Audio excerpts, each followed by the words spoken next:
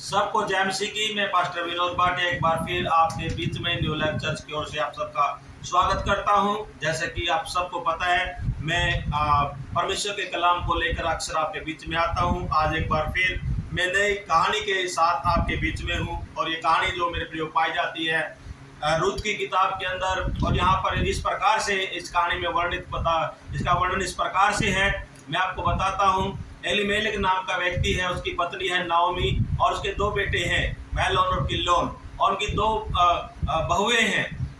वो मेरे प्रियो वचन बताता है कि एलीमेलेक जो है मोआब देश के अंदर जाकर के परदेशियों का रहने लगता है, वहाँ पे जाकर अपने व्यापार को करने लगता है। लेकिन उसी बीच घटना ये घटती है कि एलीमेलेक वहाँ जाकर के मर जाता है और उसके दोनों बेटे भी महलोन और किल्लोन दोनों भी मर जाते हैं। लेकिन वहाँ पे देखते हैं कि जो उसकी पत्नी नाओमी है वो वहाँ विधवा हो जाती है और उसका अपनी दोनों विधवा बहुओं के साथ जो जवान थी वहाँ पर उसके लिए बड़ा एक कह सकते हैं बेशर्मी का दौर वहाँ पे हम देख सकते हैं चला था। और जिससे वो खेदित होकर के बड़ी दुखी थी। उसने अपनी दोनों बहुओं को बोल दिया था नाओमी ने, जाओ तुम अपने मैं तो अभी बूढ़ी हूँ, ना ही मेरे पास ऐसा कोई उपाय है कि मैं तुम्हें आपके लिए कोई पति के लिए इंतजाम कर पाऊँ, तुम जाकर के अपने जिंदगी जी लो। लेकिन वचन बताता है कि उनकी जो छोटी बहू होती है रुत, वो इस प्रकार से सवाल जवाब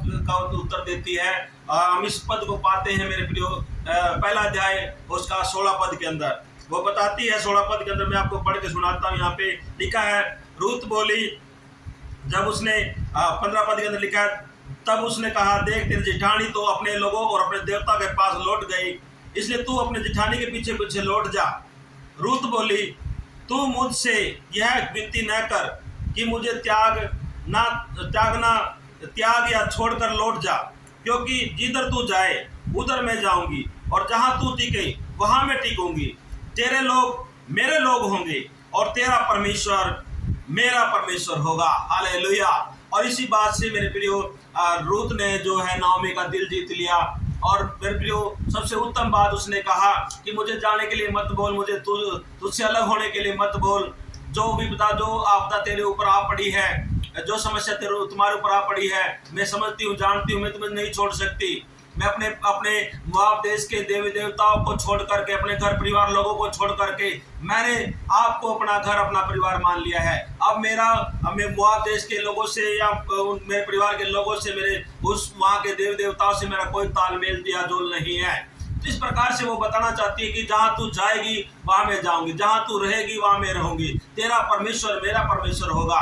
और इस प्रकार से वो सवाल का जवाब देती है। मेरे प्रियो नाओमी इस बात से खुश होकर के मेरे प्रियो उसको अपने साथ अपने इज़राइल देश वापस ले आती है। और वहाँ मेरे प्रियो आकर के बोअज नाम के व्यक्ति के साथ, जो उनके घराने का ही एक कुटुंबी नज़दीकी कुटुंबी परिवार का सदस्य था, उसके साथ रुत का फिर से दोबारा विवाह होता है। और फिर से मेरे प्रियो वहाँ से उनके लिए परमेश्वर आशीष देता है। और मेरे प्रियो मैं आपको बताना चाहता हूँ, ये वो रुत है जिसकी शादी बोअज के साथ हुई। और मेरे प्रियो यहाँ से रुत के साथ परमेश्वर ने उसको आशीषित किया, जबकि वो मोआबनी स्त्री थी। उसको मोआबनी स्त्री होने के नाते फिर भी परमेश्वर ने उसको आशीष दी। और वो मेरे प्रियो हम कह सकते हैं दाऊद की दादी के तौर पर भी हम उसको देख सकते हैं। हालेलुया। जहाँ से ईश्वरीय जो मेरे प्रियो हम कह सकते हैं संतान का आना, प्रभु यीशु मसीह का उसी कुल में आना,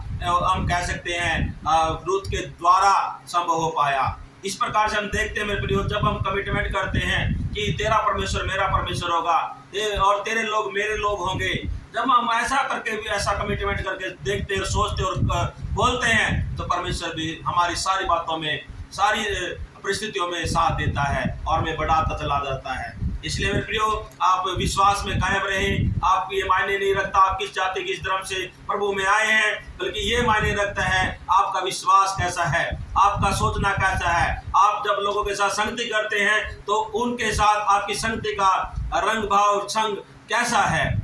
हालेलुया। इसीलिए मेरे प्रियो वफादार बने रहे। प्रभु आप सबको आशीष दे। इस वचन के साथ परमेश्वर आप सबके साथ हो। God bless you.